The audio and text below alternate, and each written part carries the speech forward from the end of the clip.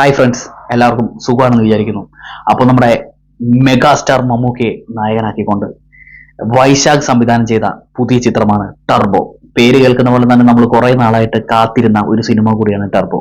അപ്പോൾ മലയാളത്തിലെ ഒന്നിലധികം വിജയ ചിത്രങ്ങൾ ഇങ്ങനെ കുതിച്ചുകൊണ്ടിരിക്കുകയാണ്. അപ്പൊ അതിന്റെ കൂട്ടത്തിൽ ഒരു പൊന്തുകൾ തൂടി, അതാണ് നമ്മുടെ ടർബോ.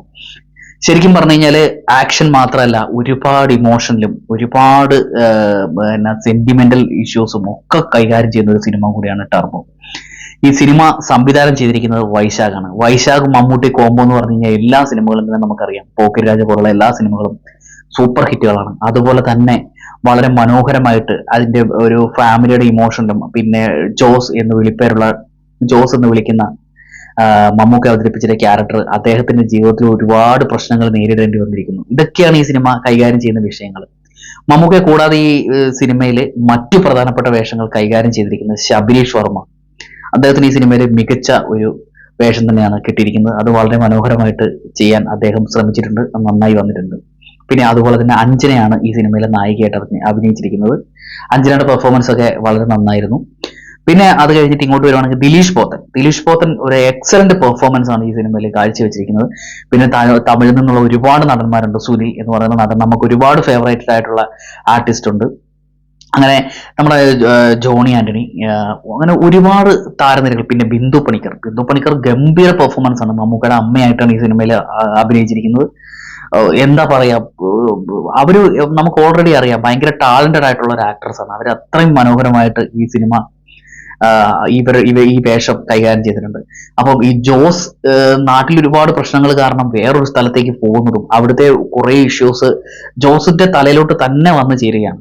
അപ്പൊ അയാൾ ഈ പ്രതിസന്ധികളെ എങ്ങനെ തരണം ചെയ്യുന്നു, അയാളുടെ കൂടെയുള്ള ആൾക്കാരെ അയാളെ എങ്ങനെ ഇതിൽ നിന്നും രക്ഷപ്പെടുത്തുന്നു, ഇതൊക്കെയാണ് ഈ സിനിമ പറഞ്ഞു വെക്കുന്ന ഒരു പ്രമേയം.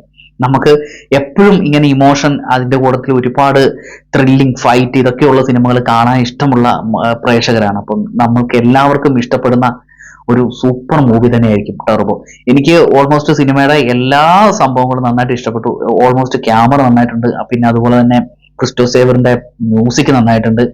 പിന്നെ ഈ സിനിമയുടെ ഫൈറ്റ്, ഒരു ക്ലൈമാക്സിൽ ഒരു ഗംഭീര ഫൈറ്റ് ഉണ്ട്. പിന്നെ ഞാൻ ഒരാളുടെ കാര്യം നിങ്ങളുടെ അടുത്ത് മനഃപൂർവ്വം ലാസ്റ്റ് പറയാമെന്ന് വിചാരിച്ചിരുന്നതാണ് RP ഷെട്ടി.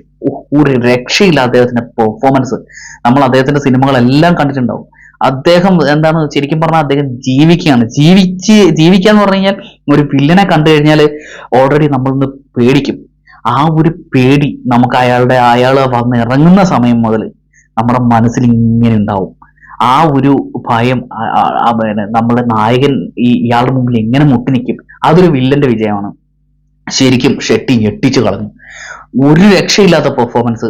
ശരിക്കും പറഞ്ഞു കഴിഞ്ഞാല് എന്താ പറയാ, നമുക്ക് ഈ ഒരു മാസ് പടം എന്ന് പറഞ്ഞു കഴിഞ്ഞാല് ഇമോഷണലി മാസ് പടം, അങ്ങനത്തെ ഒരു കിടിലൻ പടം.